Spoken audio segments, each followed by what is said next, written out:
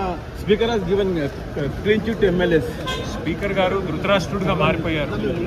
Speaker గారికి మరి కోటి సాక్ష్యాలు కనబడుతున్నా, కోటి సాక్ష్యాలు ఎమ్మెల్యేలు పార్టీ మారారు, ఎమ్మెల్యేలు స్వయంగా పోయి రాహుల్ గాంధీ గారితో కండువా కప్పించుకున్నామని చెప్తున్నా, ఎమ్మెల్యేలు పోయి రాహుల్ గాంధీ గారికి పుష్పగుచ్చాలు ఇచ్చినా, లేదా వాళ్ళ సొంత కాంగ్రెస్ ట్విట్టర్ హ్యాండిల్లో, కాంగ్రెస్ సోషల్ మీడియా హ్యాండిల్లో ఫలానా వాళ్ళు కాంగ్రెస్లో చేరారు అని చెప్పిన తర్వాత కూడా స్పీకర్ గారు ధృతరాష్ట్రుడి మాదిరిగా కళ్ళకు గంతలు కట్టుకున్నట్టుగా గాంధారి గారి మాదిరిగా ఇవాళ నాకేం కనబట్టలేదు, నాకు తెలవట్లేదు అంటే ప్రజలు నవ్వుకుంటున్నారు స్పీకర్ గారిని చూసి, ఈ ప్రభుత్వాన్ని చూసి.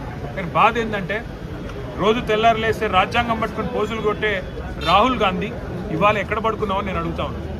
యాంటీ డిఫెక్షన్ లా తెచ్చిందే రాజీవ్ గాంధీ గారు. ఇలా రాజీవ్ గాంధీ గారు ఆత్మకు శోభిస్తుంది.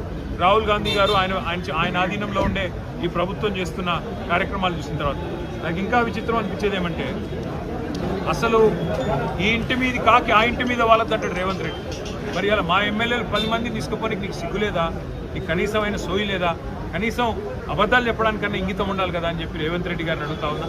రాజ్యాంగ రక్షణ గురించి మరి రాహుల్ గాంధీ గారు ఇంకోసారి మాట్లాడితే ప్రజలు నవ్వుకుంటారని చెప్పి కూడా వారికి